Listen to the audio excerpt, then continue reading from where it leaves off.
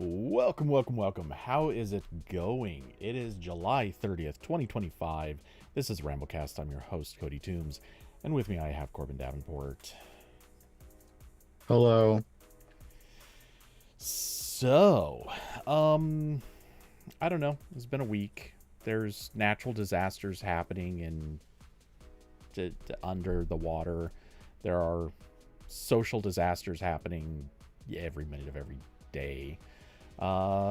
And well, I'm gonna bundle political disasters in with that one, and who knows what else. hmm But one thing that is not in as disastrous of a place is, yeah, actually, I don't actually have a good example of that. So maybe we should talk about the things that are disastrous. well, I mean, Dropbox is kind of a disaster, unfortunately. That it is. So, a lot of people, I'm guessing, probably don't use this.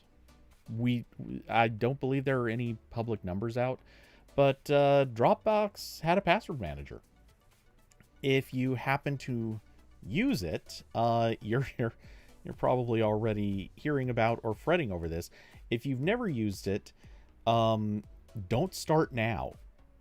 Now would be a very, very bad time to start because Dropbox is going to kill their password manager. Um, there's, as far as I'm aware, they didn't really give any reason why. Um, Admittedly, I did forget to check that, so I'm going to actually do that right this moment. Um, why is it being discontinued? Blah blah blah Yeah, blah. they just said part of our efforts to focus on enhancing other features in our core product. Yeah, which is So, low key. We weren't making any money off of it, and people didn't care, so we're killing it. That or the other possibility is whoever they like, whatever employee they had working on it eventually was like, yeah, I took a job somewhere else, and they didn't have someone else volunteering to take the job. So yeah, whatever the case. yeah, I had never heard of this. It's not so apparently this was like a extra perk for their paid plans. Mm-hmm. So that was kind of how it was being pitched. So not really surprising that I guess no one used this or not enough people used it because there is so much competition for this that is totally free. And very few people pay for Dropbox at this point.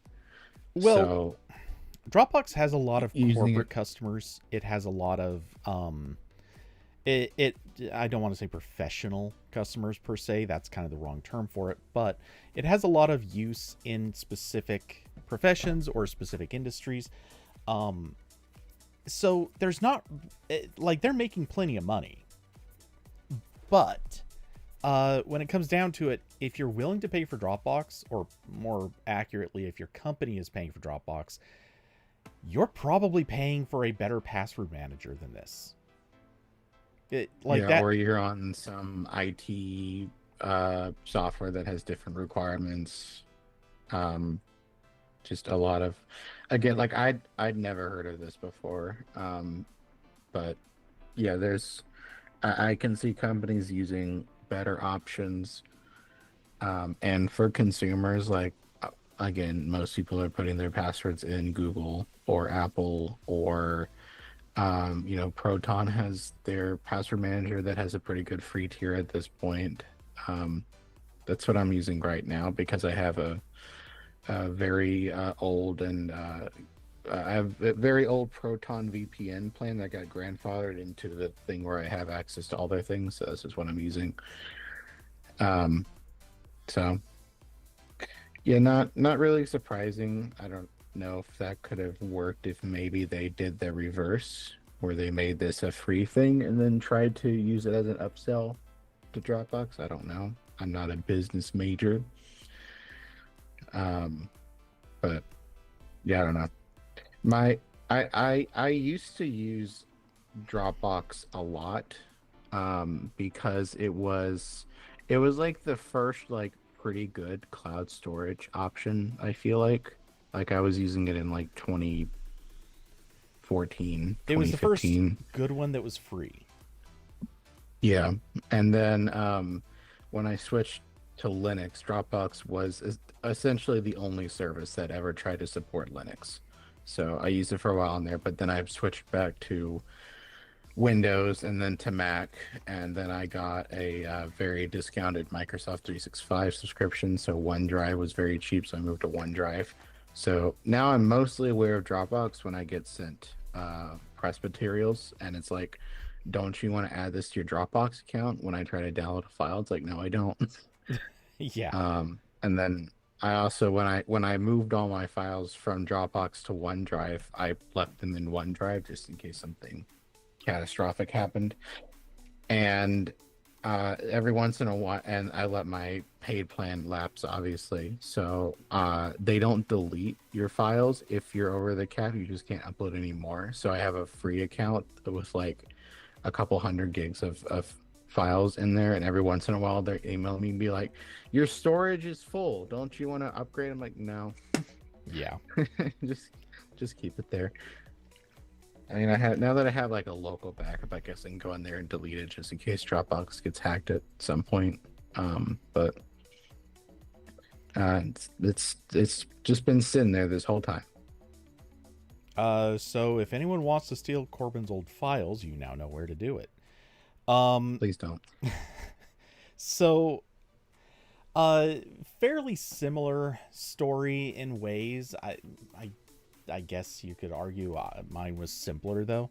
I started using it kind of like you because it was free, it was good at the time, and it was by far the fastest at syncing. There were actually a lot of times that like I would take photo or take screenshots on devices during teardowns, and I would just take the screenshot, let it sync over the network to the computer, and the like I would take the screenshots and literally 10 seconds later they just appear.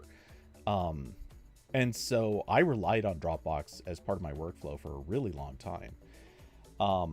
Somewhere along the way, and I don't remember figuring out why, though maybe I did.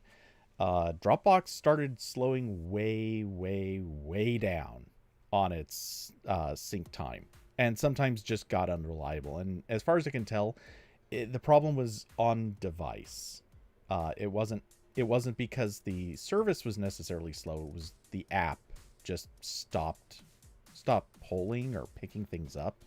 Anyway, whatever the case was, I switched to using Drive for that, and then eventually moved on to other stuff. Hey, Carson, how's it going?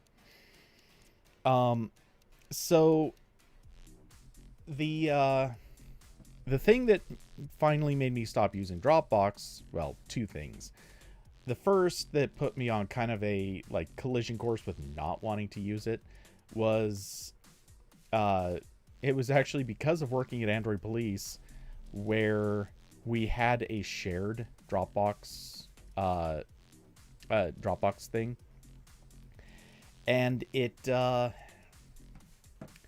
because of the way Dropbox worked, if something was shared with you, not the way that Corbin described it, though that is part of it too, but if something's shared with you, it takes up your Dropbox space too. So if there's an individual like Dropbox folder that is shared across, let's say, 15 people, and that folder happens to include 100 megs, all 15 of those people have 100 megs used in their quota because of that single folder. And Android Police, let's just say some of the people who worked there were not very judicious about what they put in. So over half of my free space was taken up by that shared folder. It was actually a big problem, and we had to have these discussions on a regular basis. And the fact that that had actually become part of our like it became an actual cost to our time to constantly be policing this. That actually was a big reason why I started kind of shifting away from Dropbox in the first place. Then the clincher came when The tragedy of the commons. yes. Then the real clincher came when they flipped around one day and said, "You know what? We don't like all these free accounts just kind of using it across all their devices. So what we're going to do instead is make it so you're limited to either mobile devices or desktop or something else." And there was like device limits on each and stuff like that. Oh, yeah, I completely forgot about that. Yeah, the moment that happened, it's like, cool, peace, see ya, I'm out. I was fully done with Dropbox within like a week of that announcement. Long before they actually implemented it, I fully switched over to Drive. I still had a couple of apps and workflows that sort of ran through Dropbox, but I got those sorted out pretty quickly after. And then I know I still have some files floating in there, but I've removed pretty much anything that I care about. The only things left is like probably, I bet I still have like some old photos and screenshots sitting in there. Nothing of value though. So one of these days I'll actually make a point of going in and deleting that stuff. I just don't care enough to deal with it. It's effectively a dead account for me now. That being said, I did know about Dropbox implementing a password manager.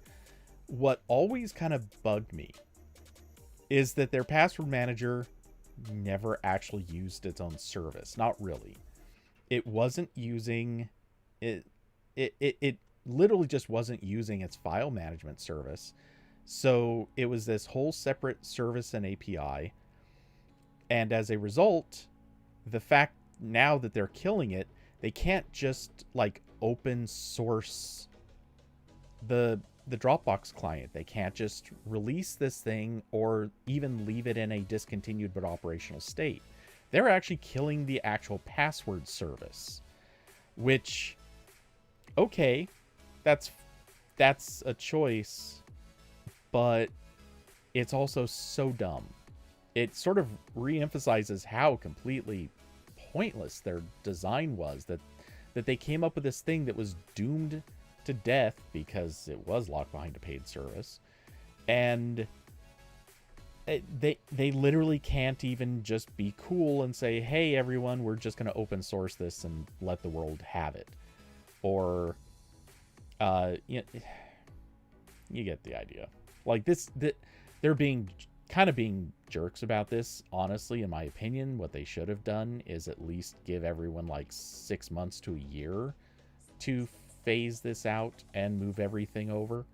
Instead, they're giving everyone 2 months. 2 months. Or wait, 3? Hold on. August, September. 3 months. My bad. So that's not terrible, but it's not very good. And they are especially when it's the potential damage is all of your password. Yes. It's a little bit different than like, hey guys, sorry, our game is shutting down, next month. It's more like, hope you don't need to log into anything. Yeah. Ever again. Yeah, exactly. Enjoy clicking that forget password button, you loser. That's what you get for using our services. Yeah. So, at the very least, I kind of feel like what they should have done, because this would have at least made some sense, for like basically contact every person who's using this and just send them a message saying, listen, here's what's happening. If you don't respond, what's going to happen is all of your passwords will be exported out into a single file. That file will be available. You have to log into the website and do whatever, jump through some hoops, and you can then download that file. That way it's still as secure as it presumably ever was. And it would still be available to people to get after this point. It just wouldn't be as convenient or directly usable. That at least would have been a good solution. Instead, they're going with just a blanket, like, yeah, we're just going to pull the plug. you got until October 28th. Uh, we don't care. And I'm gonna go kind of harsh on this in a brutal way and say this is precisely the behavior I would never want to see from a company that I'm expecting to trust it for anything. I would not trust a company that does this. Which, seeing as Dropbox's whole thing these days is trying to mostly attract corporate customers, that's a big deal. Like, those are the customers that you need to actually have trusting you. Like, if you're mostly doing things for free users, or kind of going for that freemium business model, you can pull stuff like this, and customers might say, okay, we get it, you just weren't making any money on a thing, blah blah blah, that's fine. When your customer base is corporate, you can't do this. You just can't. Like, if there's a company out there, by the way, hey David, hey Austin, good seeing you guys here. But if you have a customer base that's mostly corporate customers, and if there is in fact a company out there that was using this, let's say across the board with their employees, I'll bet money they're all sitting there going, huh, who else can we go to? Like, let's just consider Dropbox not a good option, and let's start shopping for others. Because killing something like this and giving a relatively short lead time, 3 months isn't short, but it's not great. That's the sort of thing that, man, you're going to have people unhappy about it. And I don't know if there are any of those people. Maybe there aren't.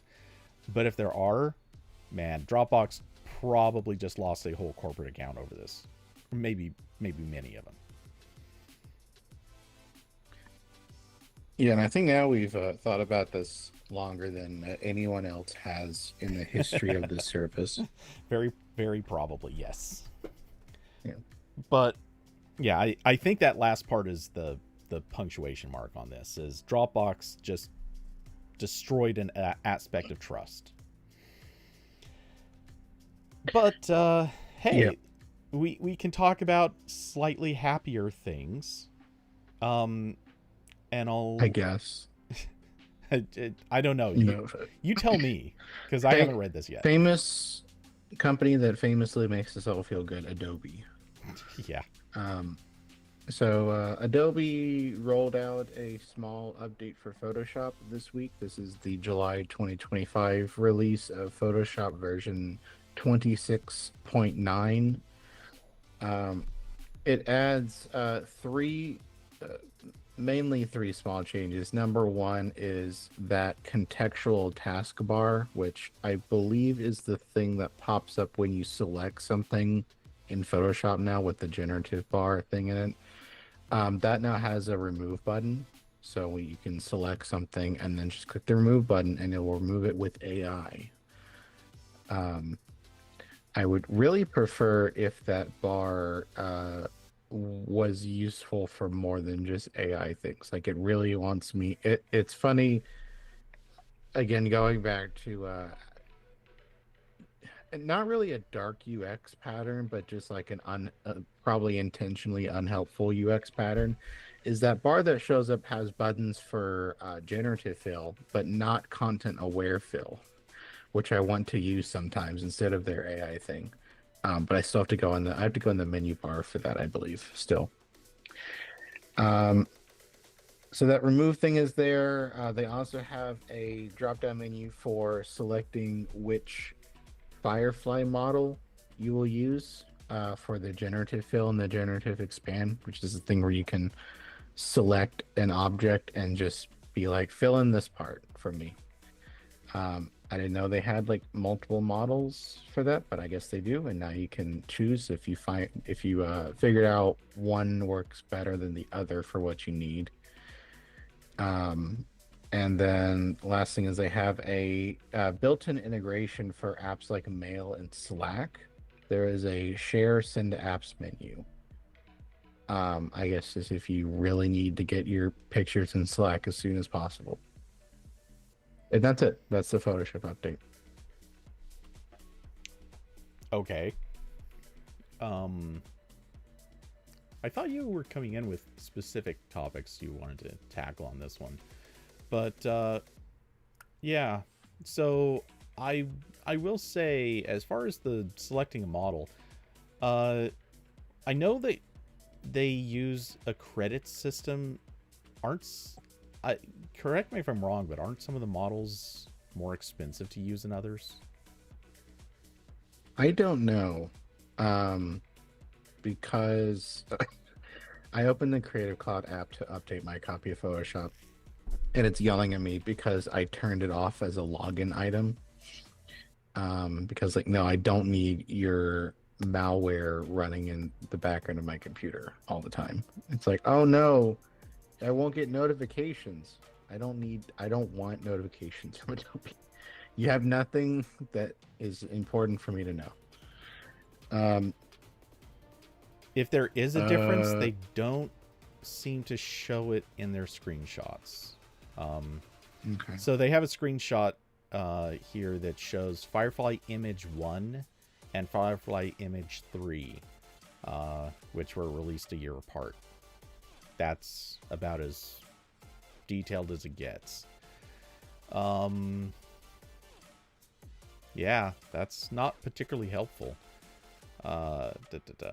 Patiently waiting on H Bomber Guy's F Adobe video. Um, yeah. So that's it. That's all that's in Photoshop. I just saw it and thought it was a news item. Okay. Yeah, I don't know. I none of this feels that motivating to get me to switch back to Photoshop. Like going back to Photoshop is something I'd like to do just because there are certain workflows that were easier there than they are in Affinity Photo. But aside from that, Mm. the AI stuff, it's about as attractive now as it was back when they launched it. Which is to say, it is still attractive. I'd still like to be able to use it, but I don't care that much. I probably just wouldn't actually use it that much, because so much of what I do is photo edits where I've already cleaned up, or I don't need to wipe out large things and have generative fill replace anything. So yeah, the need for this is not strong with me. Yeah, I've used the generative fill is very nice. It's much better than uh the old content aware fill, especially with things like really anything that's not like a easily repeatable pattern. It's very good at, and the content aware fill struggles with. But I still go back and forth depending on what I'm doing. Um, but yeah. You know, I know So I know Adobe is not going to do this, and it's a shame, but there's a part of me that really wishes that they would get hyper competitive and say, okay, what we're going to do is we're just going to make Photoshop free, but we're going to try to charge for all the AI stuff. If they did that, man, I mean I'd be on and I I think would switch back so fast. that's kind of what they did with the web version. I think they've tried to position the Photoshop web app as like a Canva competitor, Yeah, but it's and just then not upsell good AI stuff enough. in there. Yeah, I don't want to use the web app. I mean, I would if I was still trying to use Linux all the time because that's less annoying than dual booting. But now I have a Mac with real Photoshop, so I don't want to use the web app. Yeah. Also, hello Moira Prime. How's it going? Hello. Um,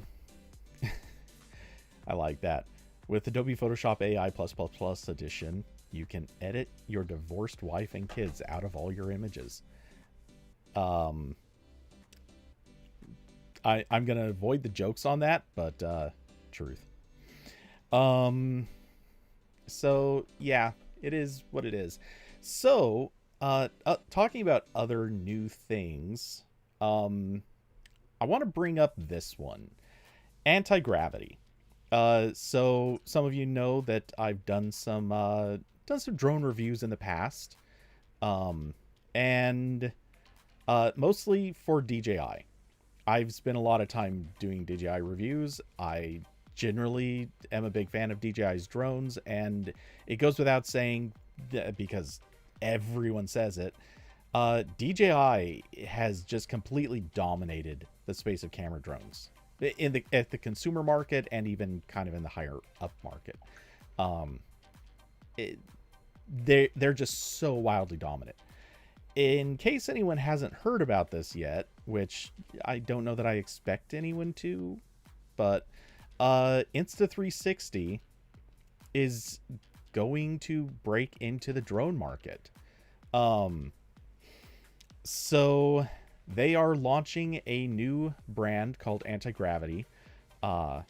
It's going to be a collaboration supposedly with another company, but they don't specify who that is. I'm very unclear on what exactly that is. And they're referring to it as being incubated by Insta360, which I think is kind of low-key. They're basically saying that they funded building a drone company, and I think they're then inserting their cameras into it. I don't know specifics on that. That being said, I also should preface this by saying I do know more than what's been publicized so far. I'm going to avoid talking too many specifics because I don't want to say something that's under embargo. But suffice to say, this is a thing. All that being said, thank God. I love DJI. I really do. But I am so ready to see an actual competitor pop up in the market. Other than DJI, the only competitors that really do or have existed, one was Skydio. Skydio was trying to do consumer drones. They bailed out of that, and now they are just fully 100% drones for corporate and law enforcement purposes. That's it. They are not trying in any way, shape, or form to sell to consumers anymore. There was GoPro's attempt at a drone. They bailed on that almost as quickly as Google bailed on the Nexus Q. Technically, they did at least get as far as shipping it, but man, those things were falling out of the sky. They were literally igniting in the air. That actually happened a couple times. They had some real quality and reliability issues. And as a result, GoPro bailed out of that industry pretty quick. Because let's be honest, when your reputation is about as bad as the Samsung Galaxy Note 7, but it's on your very first attempt at a product, I mean, that's understandable, but at the same time, you can't come back. Like, there's no good coming back on that. And the only other company that was kind of there was Autel. But show of hands, how many people have even heard that Autel makes drones? I don't see hands. I know I didn't give time for anyone but Corbin, but still. I've never heard of them at all, I don't think. So. Yes, you have. You just probably don't realize it. Autel does also like communications and networking gear and stuff like that. Okay. I know Alcatel. Not the But same. I think that's a different company. Yeah, that is a different company. Autel also does this, but they're Chinese, and just to put it simply, they never really made a big splash in the U.S. market. And for that same reason, that also brings up the other issue with DJI. The U.S. keeps talking about banning DJI. Now, whether or not that happens, we'll see. And they kind of have half banned DJI as it is. There's been big problems with getting DJI drones in through customs, or at least there were. I don't know what the status is now. And DJI was like literally doing sneaky stuff for a little while to get drones into the country to send them to reviewers. I don't know if they're still doing that. I imagine not, but I guess one of these days we'll find out. So it's kind of fortuitous, I guess, that Insta360 is now kind of breaking in. The catch, for anyone who doesn't already know this, is Insta360, also a Chinese company. They definitely do still have a very strong American arm, but that's not where their design and development is. Yeah, they are very much a Chinese company. I can definitely confirm that, having used some pre-release firmware on a couple of their action cameras that still had some Chinese menus for a little bit. Honestly, they make better software, so that also helps. Anyway, I'm eager to see this. They haven't really formally announced their first drone yet, but they have announced that it is going to be a drone. They've announced that it is going to use... I know I saw it somewhere, so I'm confident in saying this. They announced it's going to use a 360 camera, so that's actually a pretty new thing in a drone. I think one other drone was ever made, and it was more of a prototype. I am not sure if they gave any of the other details about the drone, so I'm not going to say much else about it. But yeah, still, it's a neat thing that there's finally going to be some competition in this market to challenge DJI. I'm really happy about that. So I'm also hopeful. I don't know yet if I'll be doing a review of it, but I'm going to try.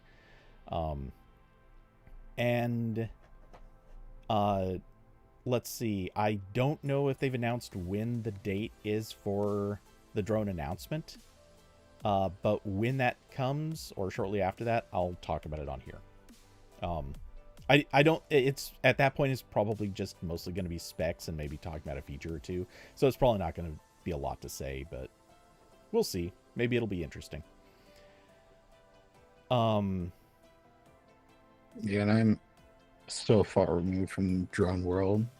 I'm just vaguely familiar of all the shenanigans DJI has tried to pull to continue selling drones in the US because they keep getting held up at customs. And yeah, I've never owned a drone. I don't really have a use for one that I could think of, so it hasn't come up. Also never reviewed a drone that I remember. I did review one of Insta360's cameras at Android Police, but it had to go back, so I didn't keep it. No, that's a shame. Yeah, because man, they made some really good cameras. Yeah, I don't know which one it was, but it was a very long time ago, and just like a vertical camera with 360 lens on the front and back. You could take lots of fun pictures. It was fun. I took it to a trip and got some cool photos for the review out of it.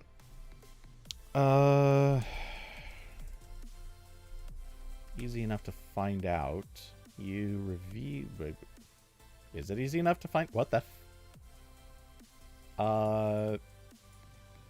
What did you review? I figured a title would pop up in here, but no. Okay, you review... Wait. No, you reviewed the Ricoh Theta 5, not Insta360. Oh. Okay. What was... Okay. But it is a 360 camera that is... This was basically a knockoff of Insta360's camera. Maybe Insta360 was a knockoff of this. I don't think so, though. Okay, you mentioned in the review Insta360 One and Nanos, so yeah. So Ricoh was knocking that off. I have not heard of Ricoh I see. in so long. I didn't even know they make cameras. Yeah, that's the only... I think that's really the only like action camera even that I reviewed or bought or anything, because again, I don't go like in the I don't go on trips in the great outdoors that often, as you may be able to tell from my complexion. Um, You make a valid but point. Um, especially right now, it's deadly outside. are you talking about the hay fever, or are you talking about the temperature? The temperature. Is there hay fever also outside? Well, Oh I dear. mean, don't you have hay fever? I thought you did. Not at the moment. Okay. Um. Let's I have see. allergy issues sometimes, but not recently. Hmm, well, that's what I mean. But yeah. As in the, yeah, past couple weeks. Uh. So let's see. And for a second, I was also considering maybe you were just talking about the people you live around that are dangerous, but that's a separate issue. Um. So Moira Prime, how much do camera drones go for these days? The answer to that, holy crap, spans so far. If you want to pick up a DJI Mini 4K, I think it is, or it's one of their more recent, but it's the Mini, which I'll explain that in a second. Apparently, there's an Amazon Prime deal going on right now where you can get one for like $250. Um, and I believe that comes with the control. Well, it would definitely be the controller where you use your phone as a screen. Um, that is a shockingly good drone for that price. It has a really good camera. It's not as capable as the Mini 4 Pro, but it's still a really good camera. Um, so yeah, that is it. And when I say it's not as good, it's actually, I think it's technically the same camera, but they have a different image processor behind it, and so the image processor is a little bit more capable in the Pro. Like it can shoot higher frame rate video, and I think it can do like some better noise reduction. In theory, you shouldn't do your noise reduction camera, but that's besides the point. Um, so yeah, uh, you can get them at that cheap. On the other hand, if you're going for something like the Mavic 3 Pro, I think that's a $2,500 drone. Not exactly sure anymore, but it's a pricey pricey thing for a flying camera. But it is a damn good camera, a damn good drone. So, and both of them are extremely good. Um, as far as price goes, I mean, you can go on a pretty wide range because of these. And you asked, are they basically just advanced RC helicopters with a camera baked in? Yeah, yeah. I mean, putting it very simply, that's exactly what they are. They're just quadcopters instead of like single prop, and uh they usually, or pretty much all of them, have some sort of gimbal built in so that they can control the orientation of the camera, usually reduce shake or eliminate it, and stuff like that. I mean, it is basically just an RC camera, but they're much more advanced than like a quote RC camera. When you think of RC cameras, you're usually just kind of talking about a toy. These are, I mean, when you hold them, sometimes they kind of feel like toys because they're pretty small and lightweight, but they're so much more advanced. It's ridiculous. Um, but yeah, having said that, I think I have to stop talking about it here. Otherwise, I'm at risk of breaking some embargoes. So I'll have more about this soon. Um, but Speaking speaking, of leaking information about future tech products, a there's a leak of the Google Pixel 10, and it has a quote unquote Pixel Snap charger, which looks exactly like Apple's MagSafe charger, the like puck thing you could buy for your iPhone that I bought one and I've used it like 3 times. And it seems like this means the Pixel 10 will have magnetic Qi 2 charging, also presumably fully compatible with MagSafe. So there will finally be a mainstream Android phone with MagSafe, and it's an X Pixel, and that sounds pretty cool. Yeah, Um, we've talked about this extensively just like an episode or two ago. So, yep. I mean, I'm sure our opinions remain the same, but I'll just Oh no, restate. I'm now anti MagSafe. I've Too bad. decided to be contrarian on this. Um, uh, what are the main Qi 2 upgrades again? Uh, the really, I believe really, it's 15-watt charging, yeah. and optional magnets that are the same specification as MagSafe. So I don't know if this would. I don't know what the top speed of MagSafe charging is. I think it's 15 watts. But this would be compatible to some charging speed with everything that is MagSafe in theory. Okay, so a couple of notes about this, and they're going to both simplify and complicate this. One, the organization that is behind, I don't remember which organization it is, but whoever it is that's behind the Qi spec, The a wireless power consortium, I is that believe. actually correct? Okay. I I believe believe so. that. It sounds right. Um, they just a couple weeks ago, we covered it even. They raised the maximum charging rate to 25 watts. So it now whether or not that's a thing that will work with this, I don't know, but uh, that apparently is a thing. So 25-watt is going to at least be an option in the like global spec. Um, and I wouldn't be surprised if they're doing that with a Pixel because, hey, why not? If they can do it, they should. So there's that. The other thing that is technically part, you know what, I'm about to say this, and I'm not totally sure this is accurate, but I believe the original MagSafe spec was literally just a ring. However, there at some point came a new spec for MagSafe, which I believe technically was their like MagSafe 2, which ultimately is what became the Qi 2 magnet spec. It includes the ring, but also a second. I'm gonna let's see, pop to here. Yeah, that's fine. So as you can see in the back of this case, there's obviously the ring up here, but then down here is this extra bit. This is basically a stabilization magnet. It's for keeping the phone perfectly level. Like if you have a MagSafe thing and it has a bit sticking out here, in theory that's so that you can have a perfectly leveled phone when you snap it in.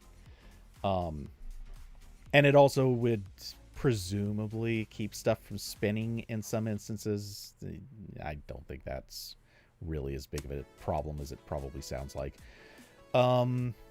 So yeah, that is the upgrades that Qi 2 / MagSafe 2 basically come with. As far as I know, there's not any other like data transmission capabilities that are part of the spec. I guess we could look into that someday, but I'm pretty sure that it's just the charging and magnetics. Yeah, I know Apple had like those battery packs that would report the battery percentage to the connected phone, but I assume that was just Bluetooth. Yeah, almost definitely. Or it could Yeah, and actually all be the NFC. like, yeah, one of those. Let's see. Alyssa, first, hey, how's it going? Second, undecided. I Today's been on uh, the on this charger, oh, obviously. oh, there we go. So yeah, I don't know that I'll be able to afford the Pixel 10, but I can get the charger for it. Which, to be Carson fair, said, I'm pretty confident would work on the previous phones, as long as you've got a case that matches the magnets. yeah. Carson said the only practical use I see for MagSafe is in your car, but with Android Auto, I don't even need that anymore. Um, yeah, it's definitely like one of those things where like if you don't need it, then you don't need it. There's not really anything that's like you're missing out on if you feel like you're good. I do like my phone stand that is MagSafe because I just kind of, hold my phone over to where it is and it just goes clunk and it's charging.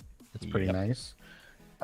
I've bought MagSafe car stands for multiple people because they either did not have a car mount for their phone and they were holding it while driving. It was stressing me out while I was in the car with them, or they were using the older style like clamp mounts. And MagSafe is a lot nicer than either of those two options, especially using your phone. You're holding your phone while driving. Please don't do that. And also, actually, right here I have. I got a long time ago. I got Moments MagSafe camera adapter. So this is just a big chunk of kind of overpriced metal, but it's nice. That uses the standard camera mount screw. I don't know It's a what the quarter camera 20. nerd named for it. Thank you, camera nerd. It's a one quarter But inch screw with that goes 20 millimeters deep. No, that's wrong. The 20 is something about the length of the screw, or maybe it's the thread angle. Whatever. yeah, Anyway, but quarter inch is what matters. yeah. So now when I want to take use the tripod with my phone, I just go clunk. That's it. I'm done. I'm not releasing the squeezy thing and pushing it back in. It's just like nope, perfect. Yeah. Um, So, and uh, there's I've seen Moment and other companies also make like just general uh you know holding mount things based on MagSafe, and there's a couple other fun uses for it. But like if you feel like you don't need it, then nothing's gonna blow your mind. I don't think it's just kind of nice. yeah, I am a big fan of the fact that I can just in my car, and I've got a Moment car mount that goes right in front of the or it goes onto the vent. So I'm technically Yeah, covering a yeah, vent, but that's the ones I've bought for other people. the bonus for that is that vent also helps cool the phone. Like the phone, while you're using Hmm. Android Auto, is going to have GPS going, and It gets toasty. you may be charging it, or whether you're charging it or not, your phone may warm up some. It's not as bad as it used to be, but if you're using an older phone, or maybe you just are driving in a hot area, whatever the case, you know, it's kind of nice to be able to keep the phone a bit cooler. And having a vent mounted phone is kind of a great thing. And yeah, I just love the fact that I get into the car. If I have my phone out, I'm also using wireless Android Auto. I've got an adapter for it.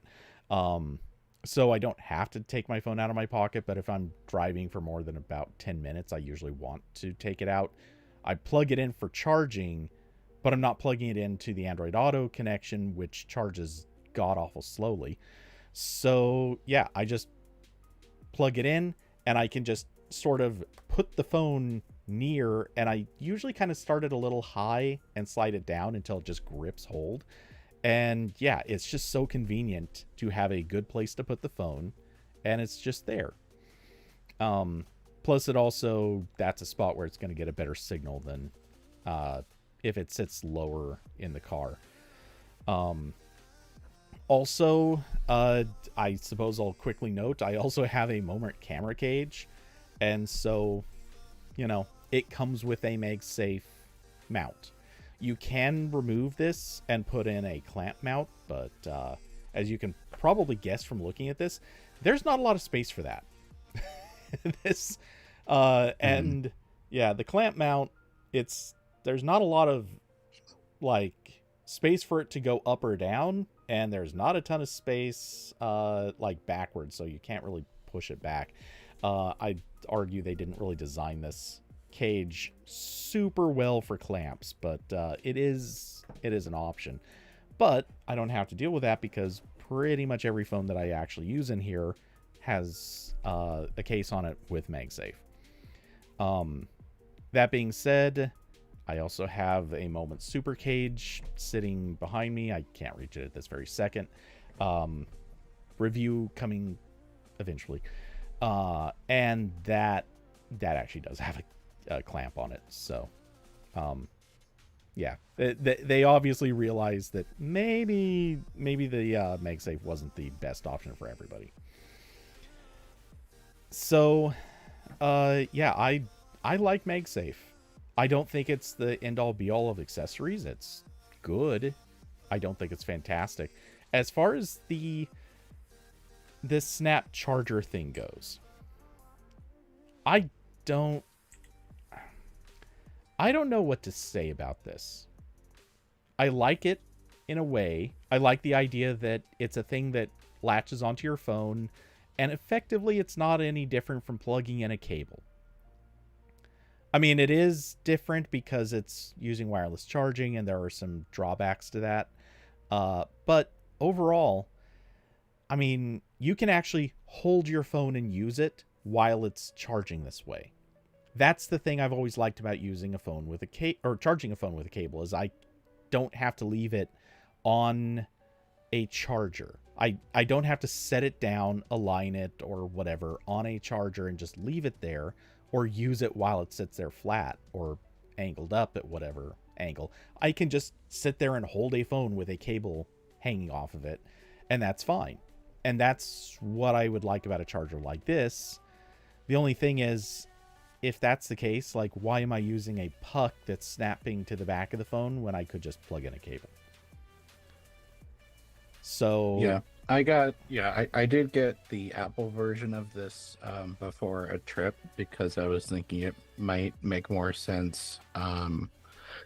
If I went to the beach, so I was like, okay, if my phone gets wet and I tried to plug in, it's gonna yell at me that there's moisture in the port that will, take forever to unmoisture.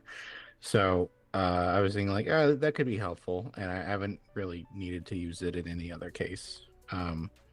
I do get the Apple's accessories seem more like a predecessor to removing the port entirely, but they haven't done that. So not really a need for this, I think, for most people. But it's nice as an option. I definitely think MagSafe and G2 and such are one of the few improvements to general smartphones we've got over the past couple of years, where smartphones have just been very boring and stale because we reached peak smartphone, and that's okay. This and like satellite connectivity are kind of the more interesting developments from the past couple of years, I think. Also, because I don't buy the giant fucking phones, so I don't get the super crazy cameras or whatever they're putting on the Galaxy Ultras. yeah, Here with my meager base iPhone 15 doesn't even have Apple Intelligence. I don't know what to do without Apple Intelligence. so basic.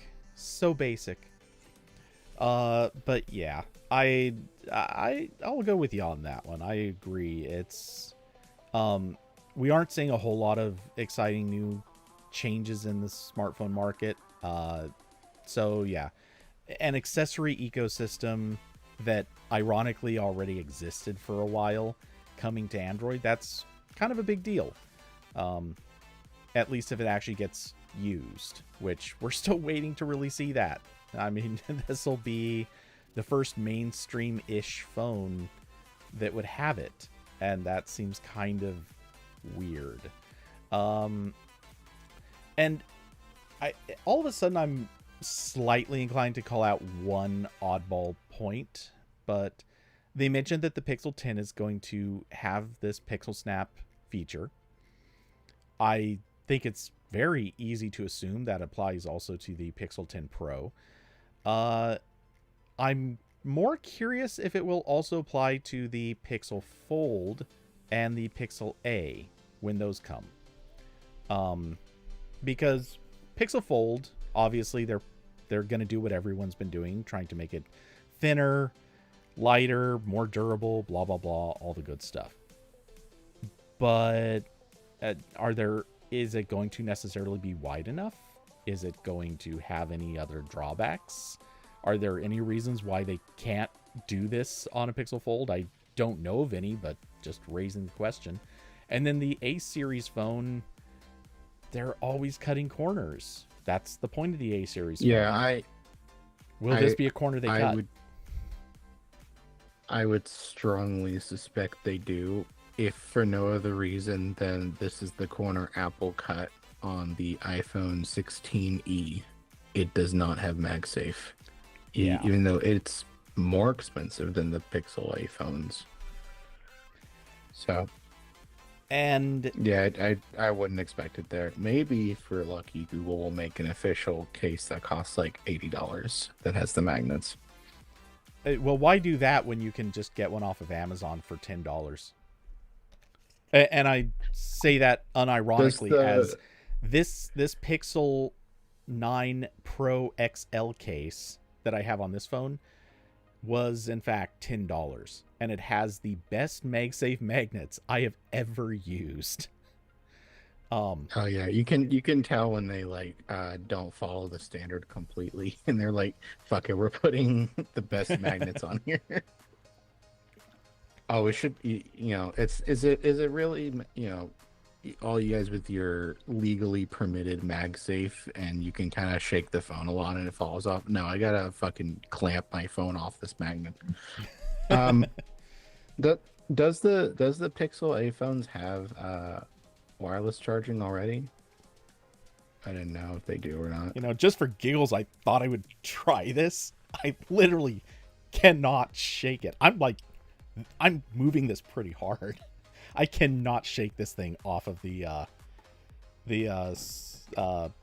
Moment camera cage. That's actually really impressive. I thought I'd be able to at least shake it off of there with some pretty hard throws, but nope. That's good. This case is stupid good at that. Sorry, you were saying? I asked, do the Pixel A phones have wireless charging already? And the answer appears to be yes. They added it in the Pixel 7a. Okay. So they do have it in the phone. So if they don't put the magnets in, whatever. Still got to get a case.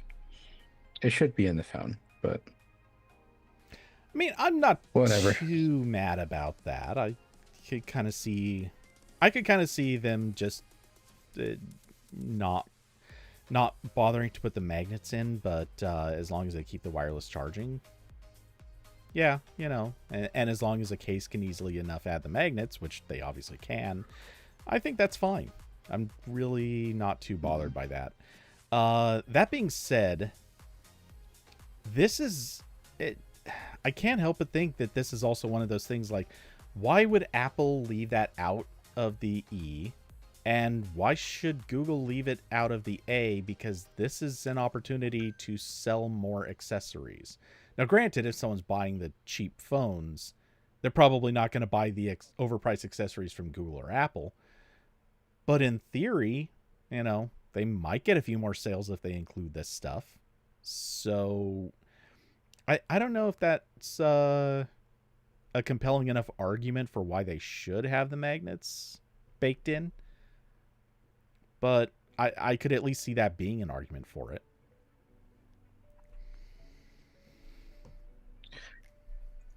Yep. So hopefully that leak is true, and Pixel has wireless charging, and hopefully Samsung does it too.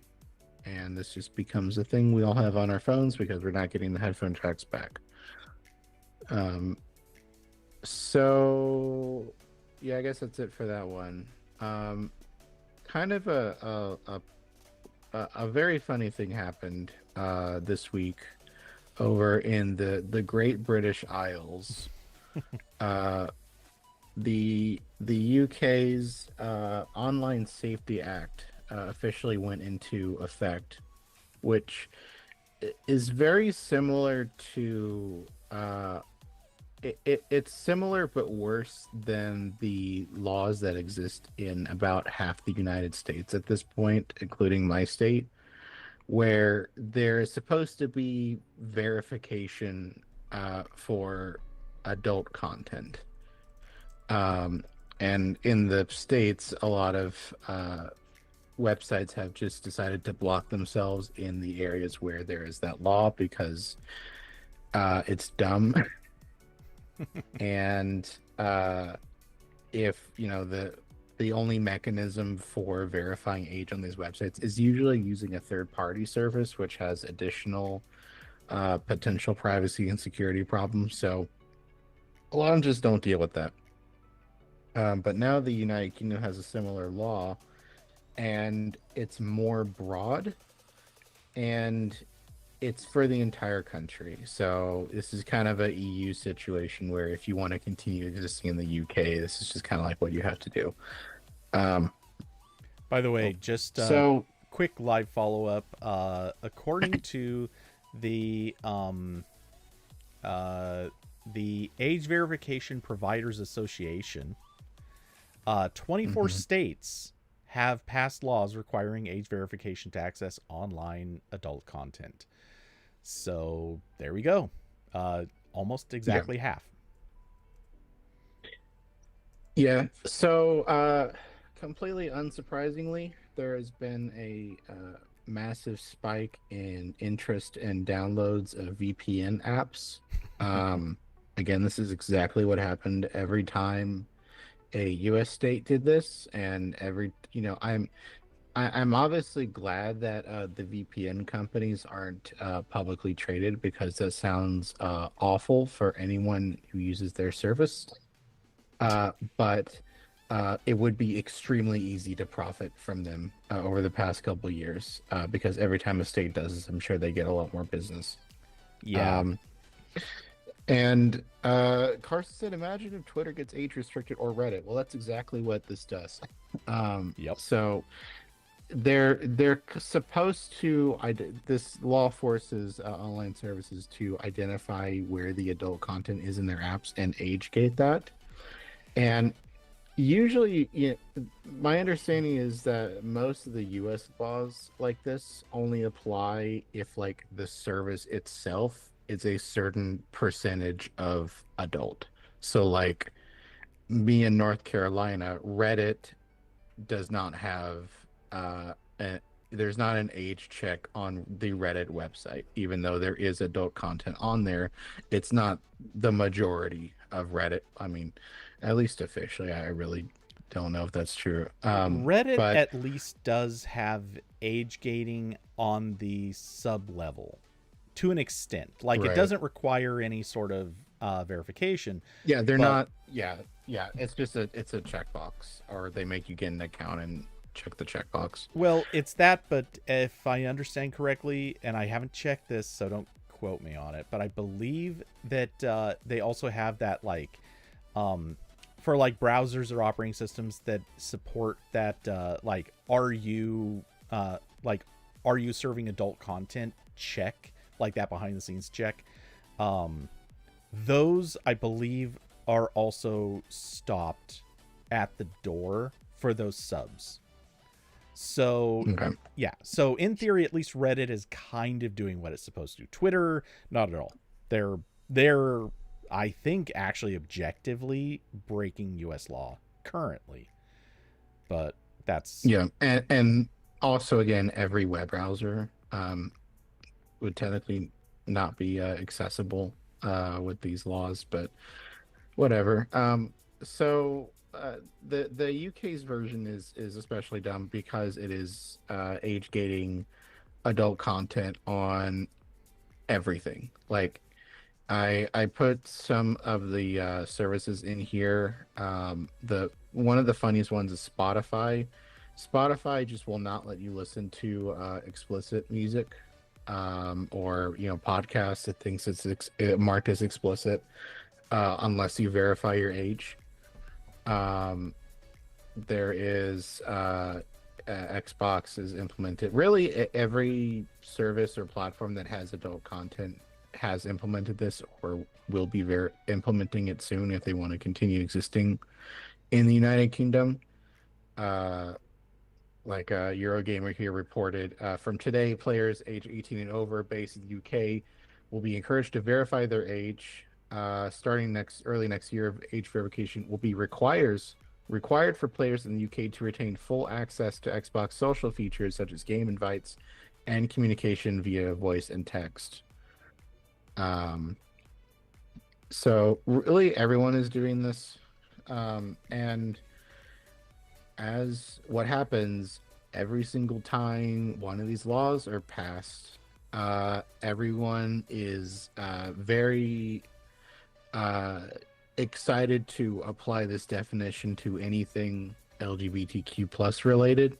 I saw one screenshot where someone was like, if you're in the UK and you don't verify your age, like all of the LGBTQ communities are just like not showing up. Like even the ones that are just, uh discussing, uh community stuff. Like this happens every time there are laws that are supposedly going to protect the children. They just kind of end up pushing those people further into the dark, and it's pretty fucked up. Also, just and not so much in the United Kingdom, because I know the United Kingdom definitely does not have anything close to freedom of speech.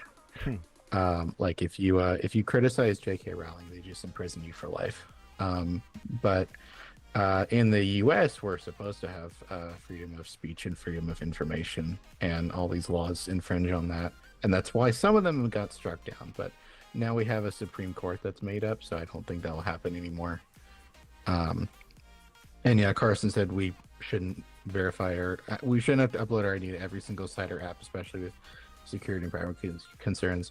And yeah, that is one of the main issues. Not only is the door open for your online activity to be linked to your actual identification, either for companies to harvest or for the government to harvest, but you're also assuming all of those various ID verification providers don't get hacked Mm-hmm. at some point and spill all your deets. And the likelihood of that happening feels high. Mm-hmm. So all this is bad for so many reasons. But the UK, just like us, they're just really good at punching themselves repeatedly, and they did it again here. So and the cool part also is that there is the I think it's called the Kids Online Safety Act, COSA, in the United States. It's going through Congress again, and this is the latest iteration of all those laws that tried to pass earlier, like I think it was like COPPA once, or COPA. There were a couple other versions of this that, like, the EFF did massive campaigns to get people to call their senators to block it. Every once in a while, a law like this tries to get passed that is supposedly for protecting children online, but it actually just censors anyone and everything. Mm-hmm. So something like this could probably happen in the U.S. in a couple months. Whenever Congress decides it wants to do something again, they're on their I think they're on their break right now. Well, they have to be, because otherwise they might release some files of unknown Yeah, content and results. Anyway, um, yeah, which is also related to children and protecting them or lack thereof. yes. So So I, really, really depressing. Good job, UK. So I'll just say, and I know that, believe me, I recognize there are problems with what I would suggest here, but I think by and large we should really have, instead of these independent companies doing the verifications, this is probably one of the best examples of a thing that should actually be handled by the government, because it already is handled by the government. We already have basically an ID and like driver's licenses, state issue ID, passports, etc., etc. These things already technically do that. So maybe what we really should be doing is expanding those so that there's a more secure single method for basically verifying against those ID forms, rather than creating a whole separate cottage industry that really is doomed to be awful anyway, and is probably doomed to be insecure. Not to say individual states are particularly secure. Their information is practically for sale. But maybe as a bonus, we could also force them to actually become secure. That would be kind of neat. Yeah, I mean, this is neoliberalism in action, right? Is you companies, you are required to do this thing that we will not build any infrastructure for, and also we're going to create a whole new industry for subcontractors who are run by our best friends. Yes. Been dealing with a lot of this in North Carolina, where our power is a monopoly from one company that is not state owned, and every year asks the state for, can we please charge everyone who lives in the state more for electricity? Please, we really want to do it. And every year the state is like, okay, but a little bit. And then just this past week, a new thing passed where they can charge customers based on the construction costs for plants they have not started or finished building yet. So it's really cool. I love all of this. It's really fun. I have a lot of things to say that will not be said publicly. Yeah, I don't blame If you you. find me in real life, I'll complain about it. But And to find Corbin in real life, go to Raleigh, North Carolina, street yes, address, one of the apartment number. One of the ID services leaked my info, so you can find that. Oh, I'm sure it's more than one. Yeah, I mean, it's North Carolina makes it very easy to dox people, which is, again, A lot of love states it. Love do. Yeah, believe I'm in not that. gonna say how, but it is very easy. And someone did it to me, and it was very cool. Uh, Um, are you talking about Zach, or because no, no. okay, Someone else found out where I live, who I did not tell them or want them to know.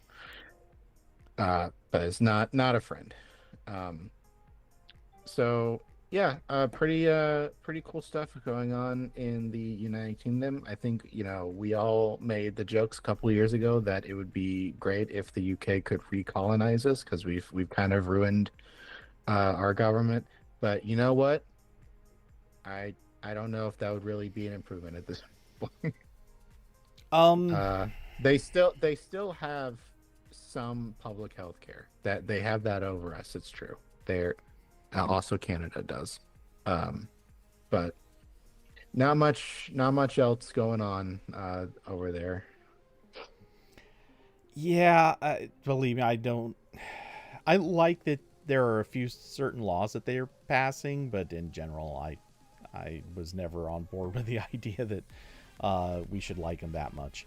Um, but hey, who am I to Better public judge? transit. That's true. They have trains. Oh yeah, big Um, time better public transit. Though, yeah, there are parts of our country that at least want to do better. They're just inhibited by the government. Um, or well, the federal Yeah. government, or the fact that sometimes they are so completely incompetent about who they try to make deals with. Hey, California, regretting any of those deals with Mr. Musk yet? But hey, it is what it is. Uh, Um, so yeah, speaking of all that, there was also an additional thing going on, also related to adult content with itch.io and Steam.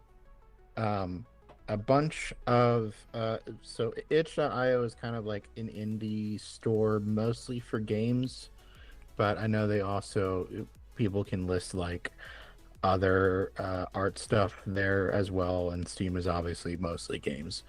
And a bunch of games tagged as adult disappeared from those marketplaces.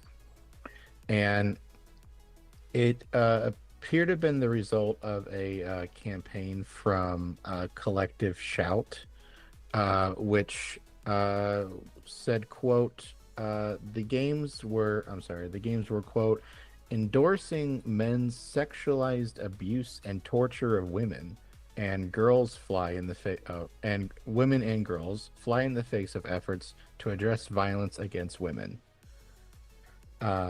So they had successfully pressured PayPal, MasterCard, Visa, and other payment processors to withhold payments to those marketplaces unless they complied. So they basically Itch and Steam took down their games because Visa and MasterCard presumably called them and were like, you changes right now or you will never get payments ever again. Because that's how this has worked multiple times. This has been a long running issue where all payments in the United States go through like one of two or three companies, and if and none of those really like adult content. And again, I'm using adult content loosely here because a lot of times it also affects totally normal LGBTQ resources and stuff like that. So it's same thing as the UK. So itch.io I think got the most flack for this. They very quickly pulled a lot of games from selling, and also made some changes to like their account rules, where like if you are selling one of them that isn't tagged properly or something, they'll just like delete your account and or withhold payments or whatever else.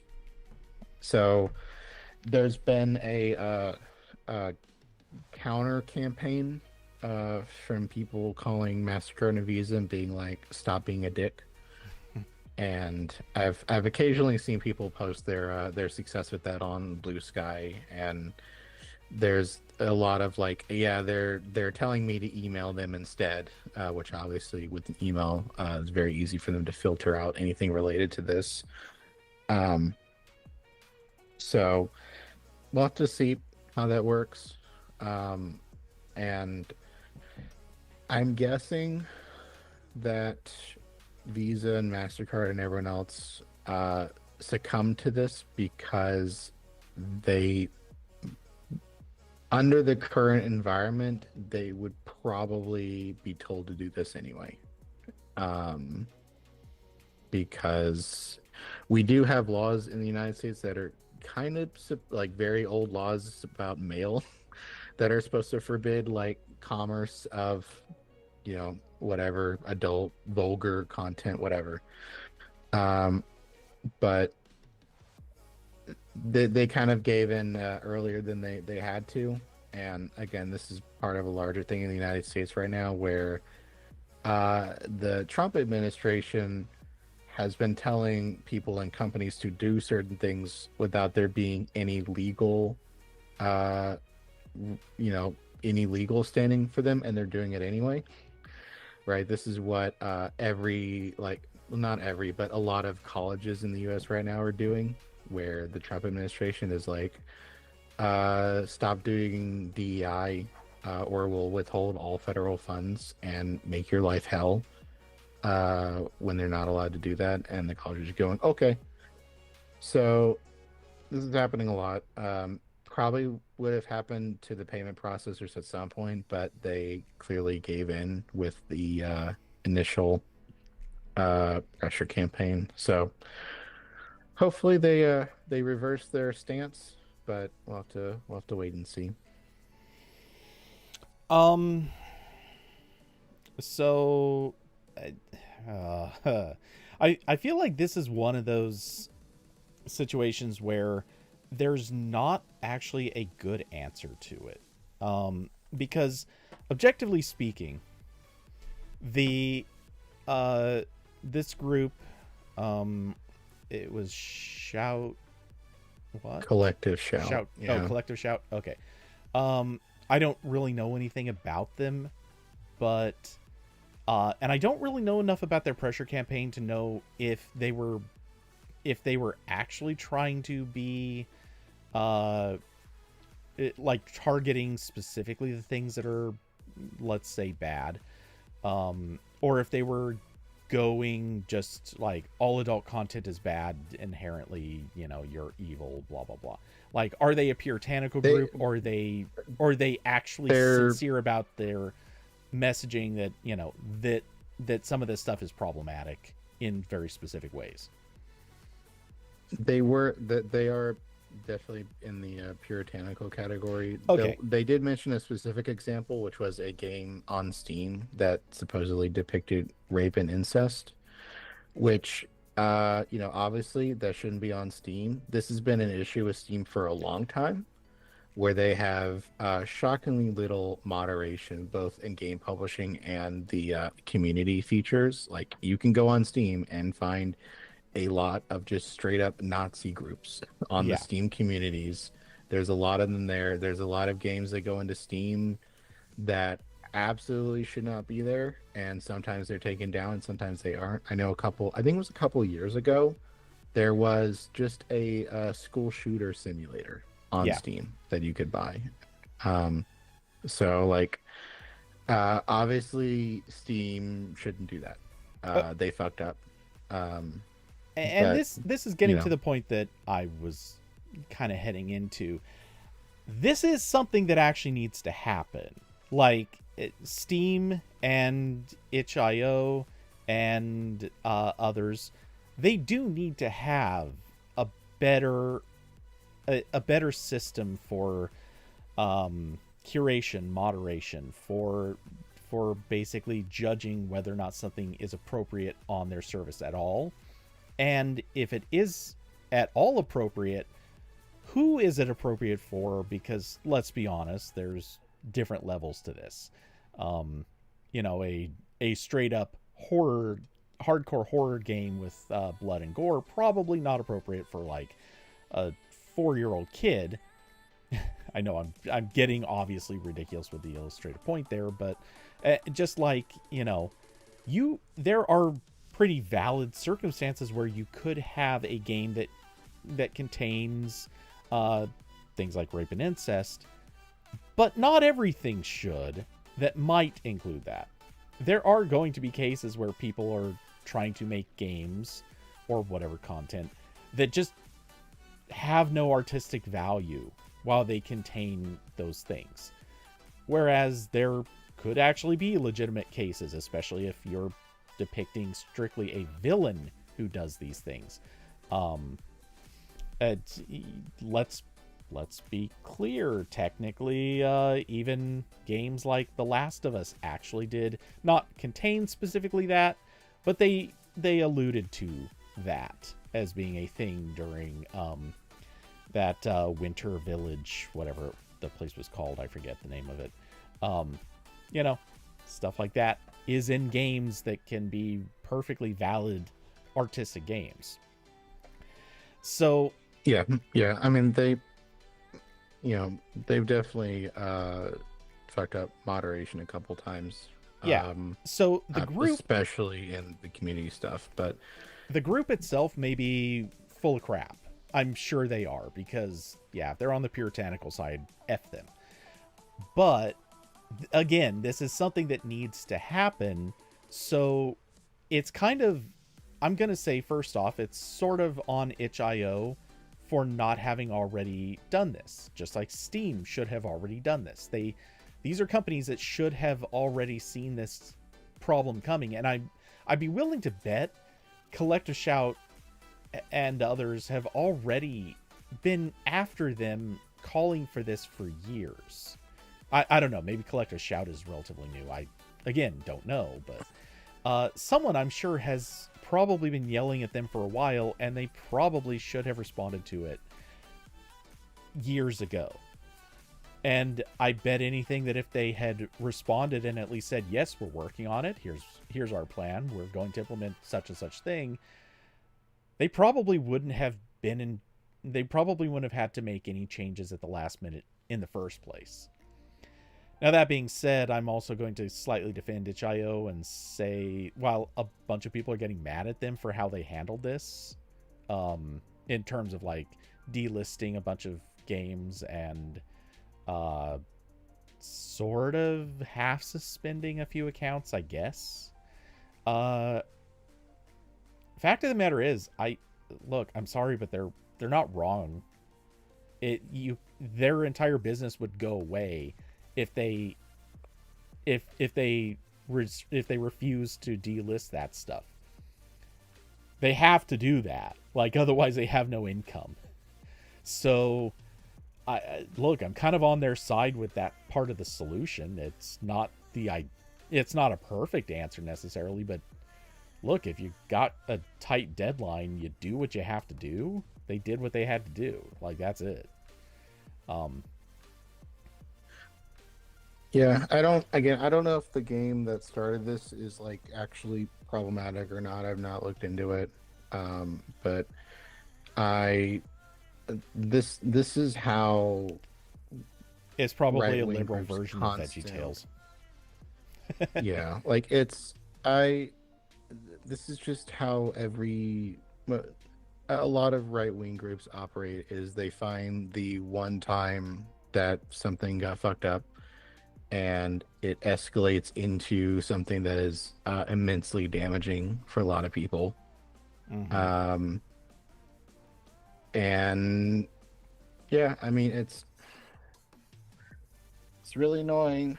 And obviously it's bad that there's like two companies in the United States that control all payments and can bend to pressure so easily. Like, this was a pretty small group. And they seem perfectly fine to get upset about it and get Steam and Itch to quickly change their ways. And yeah, I mean, it sucks. So I hope they reverse it. And again, really hope the game was supposedly on both Steam and itch.io. I don't know itch.io's history with moderation. I know they're kind of just more indie. The barrier for publishing stuff on there is lower, but Steam itself has absolutely fucked up so many times, Yeah. and continue to do so. Like, they have got to get their shit together. Not even there's nuance in here in artistic expression, like, the classic saying, like, I don't know, I can't define porn, but I know it when I see it. But like, that's a completely different thing from, like, I can go to Steam right now and find a million groups that are just like, Hitler was the best, all black people should go away. Like, there's so much crap that Steam is responsible for and has nothing to do with payment processors or even the games on Steam. So yeah, Steam is fucked up, but also weaponizing payment processors for this is also fucked up. Well, Especially when the reverse of this never happened. yeah. Like, this is such a common thing. Like, I guess it was a couple years ago now, there was the whole thing where the Kiwi Farms forum was like the worst version of 4chan imaginable. I think it's still around, but they were becoming more and more notable for hosting these doxing and harassing campaigns, especially against trans people, that led to some people committing suicide. Like it was really bad, extended, targeted harassment, and all the while they were running DDoS protection. I think it was just DDoS. It wasn't hosting. It was DDoS protection from Cloudflare, and people kept going to Cloudflare in the same manner and being like, "Why are you guys protecting this site that's actually killing people?" Mm-hmm. Like no exaggeration whatsoever. Like the absolute worst of humanity is coordinating in a place, and you are actively you are keeping them from going down. Yeah. And that pressure campaign lasted for forever. And then finally, the CEO made some bullshit statement where they were like, we can't crack down on individual services because then that's a uh uh I forget the exact expression he used, but it's like, if we start here, then what next? Then we're Slippery taking slope. down all sorts of other, yeah, slippery slope. And it's like, shut the fuck up, man. Like, this never applies to anything on the left. Um and it's immensely frustrating to watch this happen over and over and over again. And it's infested everything where these apps and services and games or whatever get constantly taken down from storefronts. Meanwhile, I can go to the App Store right now and download True Social. It's on there. Sometimes it shows up when I search Mastodon because they bought the fucking search ad placement for Mastodon. Um, and again, I can open Apple Podcasts right now, and the top podcasts are going to be like Tucker Carlson and whoever the other insane person, Candace Owens. Like all these platforms actively promote these people and support them and keep them running, but artistic expression and anything that is not puritanical is not held at all to that same level of protection. Mm-hmm. Um, and it is really depressing to watch happen over and over and over again. And I will say the one little bit of positive news here is that because the Trump administration is so happy to give the cryptocurrency industry whatever they want, I guess that's how we'll pay for all this now. Uh, maybe they will find a way to stop Bitcoin from working to pay for adult content, but right now they can't. They could technically penalize the companies just for accepting Bitcoin uh, for those payments, but yeah, that's Yeah. whatever. Um, yeah. So I mean, this is obviously, yeah, it's. So I don't. fuck Cloudflare. That's what I'm saying. Also, Yeah, I, de- that was a I given. deleted my account Um, with that. so yeah, I don't love how this obviously happened. Because the fact that companies do bend to the will of relatively small niche groups, or that they react to these uh, targeted harassment campaigns, is what I'm going to call them.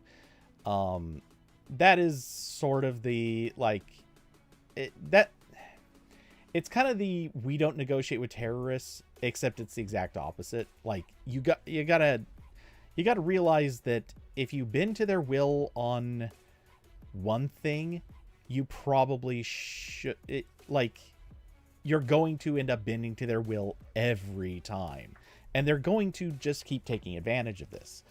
So the honestly, the strategy is start by not bending to their will, at least where it's unjust.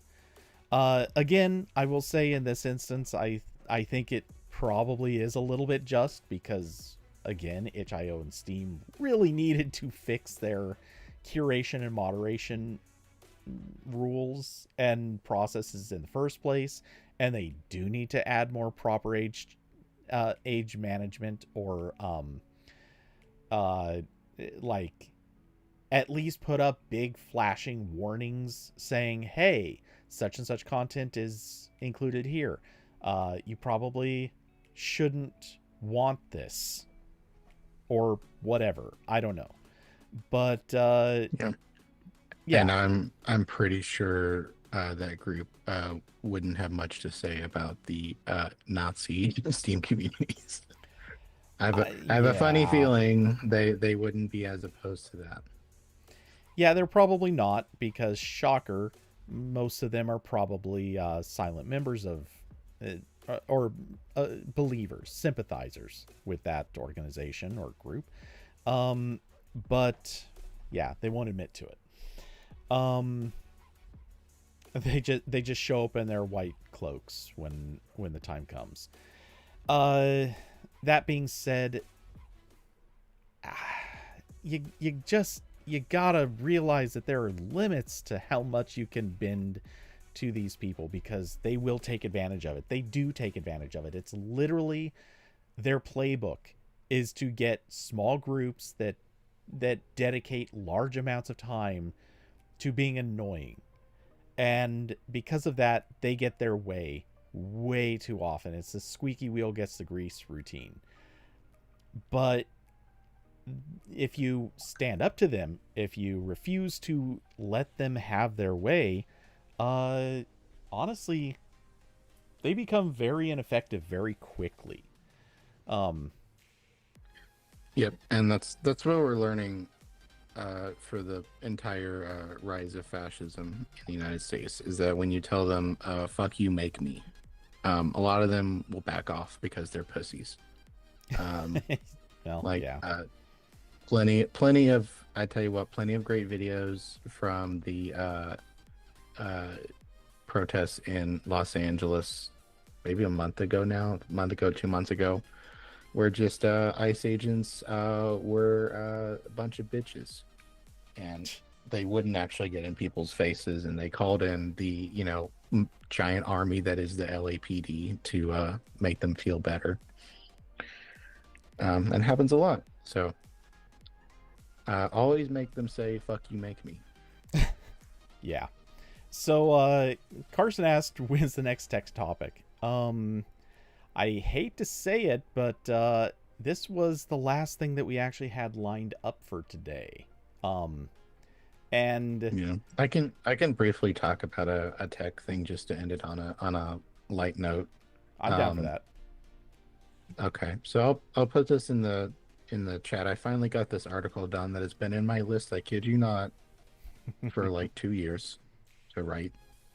Took me like a couple hours. Um, I'll put in the YouTube chat. This is the latest Spacebar article talking about Servo, which is this cool project that was is a web browser engine in the Rust programming language, and it was originally a Mozilla project. I think their goal initially, as far as I can tell, was to get it to be a feature complete web engine and then drop it in Firefox. But that's a lot of work. So at some point they started just kind of finishing up bits of this new engine and replace it in Firefox.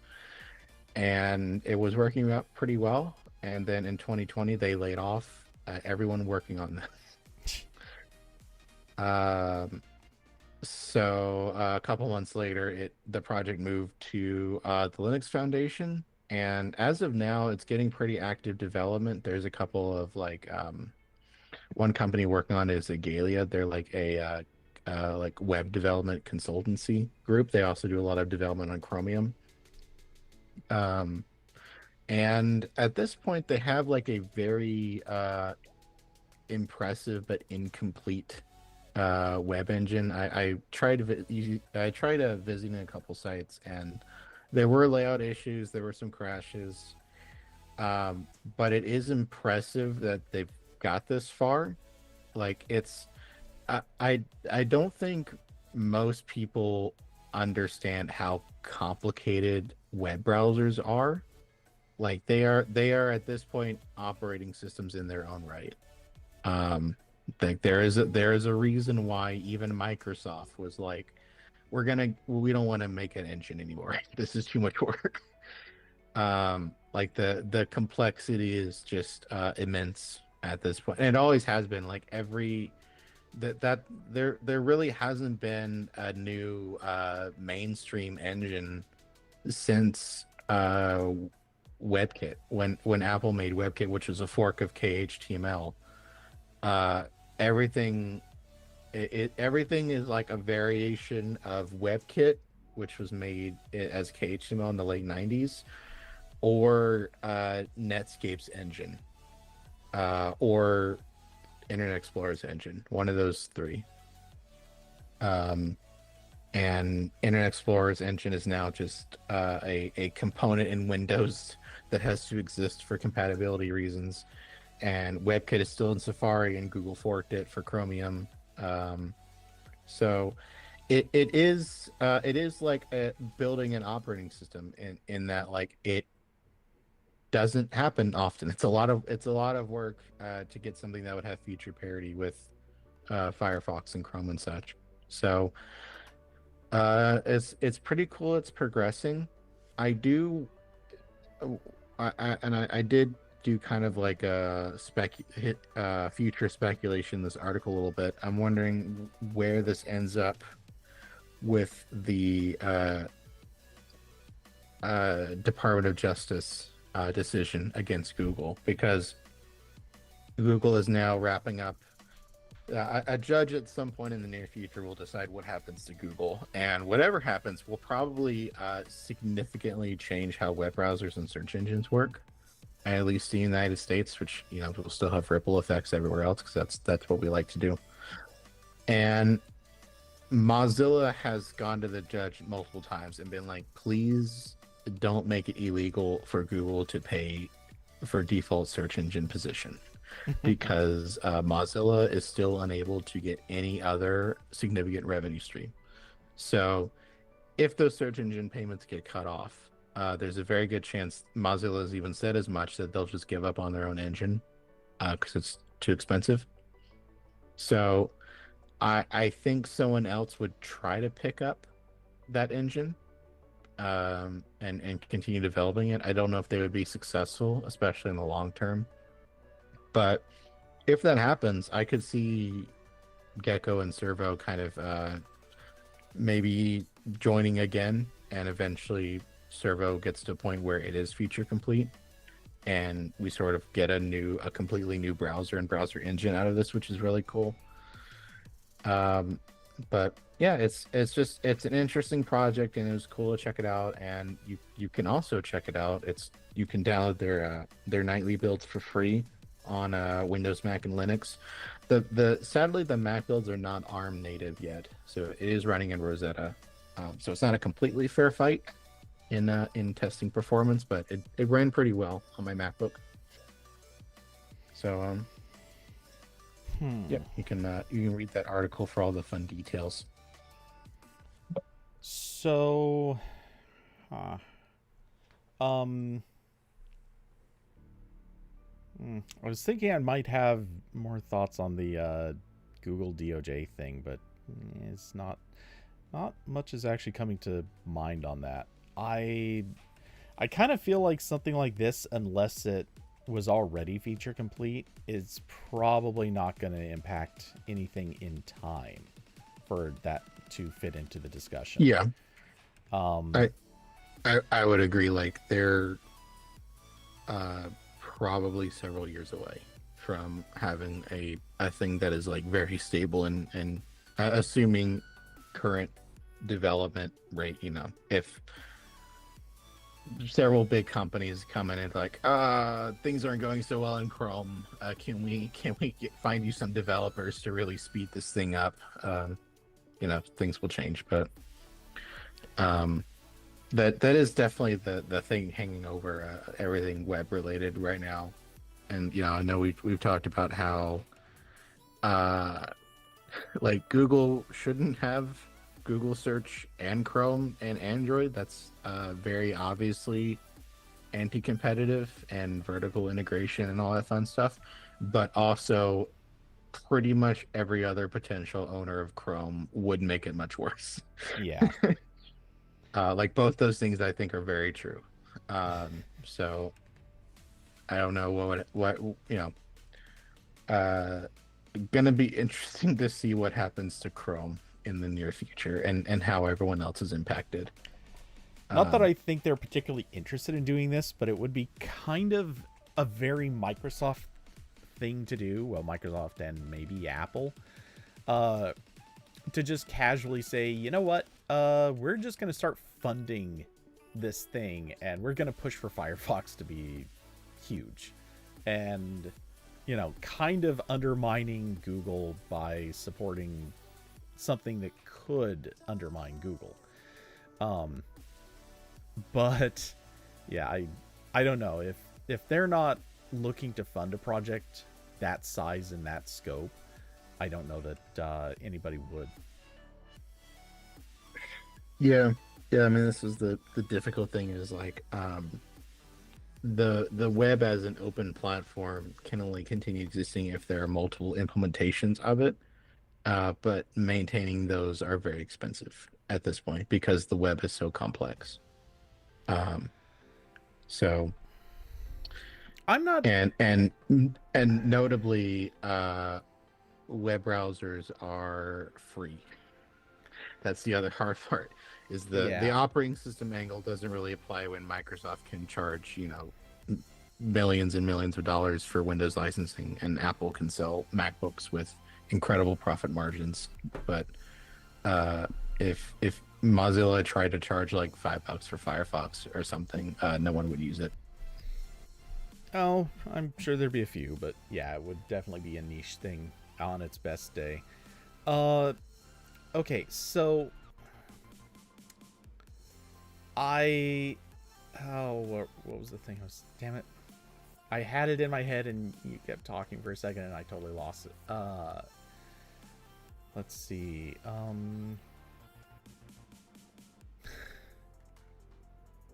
Oh, that sucks. What was it? I don't remember anymore. That's it. It escaped me. But Something with Chrome, yeah, probably.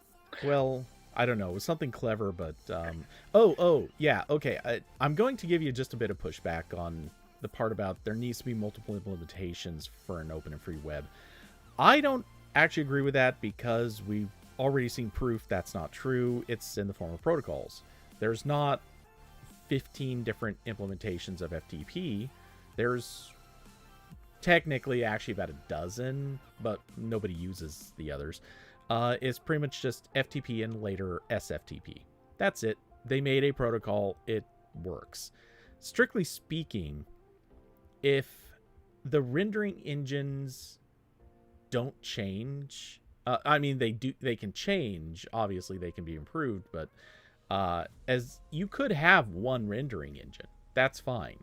It just can't be built in a way that caters to or supports one company's goals and then specifically designed around taking away from another company's goals, which of course is something that we know Google has done at least a few times in the past, and probably many infinitely more than we could possibly count times in the past. So yeah, Yeah, that's one of those, like, it could happen in theory, but in reality, no. well, the Because problem I is even there mentioned can't be in one ruler. Just like there yeah, can't be one ruler over um there can't be one ruler over FTP or HTTP. There also cannot be one ruler over whatever rendering engine exists if there were just one. Um it When you have a ruler over a specific thing, it opens the door for problems, which is kind of we basically had that same discussion back when there was when there was talk that Nvidia might buy ARM. And here's the thing, as I said back then, out of all the companies that showed interest in ARM, Nvidia was the least offensive in the list. Not to say that they were a good option, just the least offensive compared to, let's say, Qualcomm or Samsung or Apple. If any of them owned ARM, holy crap, that is the end of ARM. Basically, like ARM would just become a thing that one company gets to use and everyone else would have to migrate off and spend years redeveloping all of their intellectual property and technological designs all around a different thing, which probably it would have ended up being Risk 5. So, or uh, yeah, Risk 5. So yeah, that and objectively that might actually have been a good thing in the end, but it would have been really bad for at least a few years. So Yeah. you know, again, like that's the thing. Nvidia would have been a better owner of ARM than those other three that I named, and any of the others that would have likely come out of the woodwork. But it's still not good having that one ruler who has a vested interest, a vested self-interest in being the controller of that thing to the detriment of their potential or absolute competitors. So yeah, having that scenario is ultimately bad. We know it is. We've certainly seen Google take advantage of that control and leveraging that control a few times. I just Yeah. I'm just saying yeah, it's technically possible. Yeah, I think it's probably impossible for the web specifically, just because it is evolving very quickly, much more than like a CPU architecture or other like kind of I guess programming environments would be the way I put it. And also because the web as a platform can really never shrink, because it's all running, it's all like just in time compiling. Like this has been a thing in web browsers where like there's like really stupid JavaScript stuff that can never be removed, because as soon as it's removed, a bunch of websites will break, and this happens all the time. So it's kind of this like giant blob of stuff that all has to be implemented perfectly for websites to work. So I mean, I mentioned in my article, like I think it would be kind of like if everything is Chromium, then Google. What did I say in here? I'm gonna misquote myself. I said the web becomes to Google what Java is to Oracle. Because Java's not fun. Oracle's been a massive pain to everyone trying to use it. It's ironically Google the most. Yeah. So yeah, Servo's cool. I'm gonna keep checking in on it because it's neat. And yeah, I'm still using Firefox for now. I still would love to finally figure out how to customize Microsoft Edge, because I think that is my holy grail web browser, is like if I can get Microsoft Edge but actually set all of the system settings in so it never changes my setting. Because like I would kind of like a Chromium browser that always works, because I still have to open some sites in another browser for it to work. Like this Meet call is in Safari because Meet does something weird in Firefox all the time. But I don't want to use Chrome because I don't like how the current Chrome looks, because I'm weird. And Vivaldi is very bloaty. There's a bunch of stuff that like I can turn off, but like it's still there and it's still making the browser kind of a little slow. Microsoft Edge would be good, but it insists on changing all of my settings back because of Microsoft Edge. So if I was on Windows, I could set all the like group policies in the Windows registry and it'd be fine. But I haven't figured out a way how to make that stick on Mac. So if I can figure that out and switch to it, I'll write an article about it. But every time I try that, it doesn't work. Because Edge. Yeah. That will also be another article I read eventually, is how, like, I'm without exaggeration, Microsoft Edge is the most evil software product I've seen. Like, just in terms of dark, like I can't think of anything else that is like entirely composed of dark patterns in this way. It's It's frankly an incredible work of engineering in all the worst ways. I I use Edge very little. I mean, I do have it open fairly often, but yeah, it gets very specific amounts of use, um, and not much more than that. So yeah, I've managed to avoid most of the dark patterns, except except for one that I don't know if this is even a dark pattern, but it's the tab grouping feature that I just absolutely hate, and there's literally no way to turn it off. Uh, all you can do, or at least what I ended up doing, was installing a extension. The extension's sole purpose is anytime a tab grouping is created, it automatically deconstructs it back to just regular. It's the only solution that seems to be an option right now, and it's infuriating. Um, so yeah, I don't know if that even constitutes a dark pattern. Like, they're not trying to accomplish anything by having it. It's just a opinionated design decision that sucks, and lots of people hate. Like, that's all it is. So Yeah, yeah. I've definitely had Edge. When I try to turn off everything on the new tab page, everything later turns back on, and I'll change the search engine. It'll just, one day go back to Bing. It's like, oops, maybe it was an update. I don't know. I Mm-hmm. don't, very, playing it innocent, I'm sure. But it is like the most incredible, dark UX pattern filled monstrosity. Like, I think worse than Windows for sure. Um, e- Especially, and it's funny because the Windows team and the Edge team at Microsoft are the same teams, so they're definitely putting everything into Edge. uh so it's very funny. But yeah, so Yeah. that's Servo. I'll keep checking in on it. All right. Well, cool. I don't think there's a whole lot else that we have to beat up or talk about. Um, Looking around to see if anything jumps out at me, and not so much. So, yeah, I think unless there's anything else that you want to bring up, I think we're done for today. Nope. Cool. Well, so at this point, I would ask you if you want to pitch, publish, talk about anything, but you just spent the last 20 minutes talking about servos. So, we'll call that the pitch of the night. As usual, go to spacebar.news if you want to read this or anything else that Corbin has written.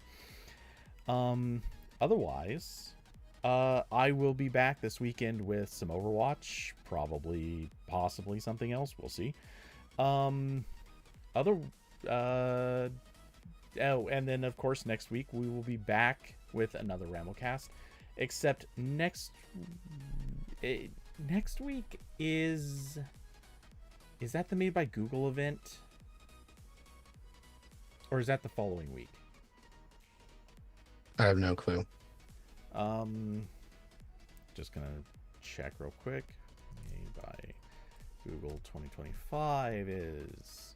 Oh, that's August 20th. Why was I thinking that it was something is.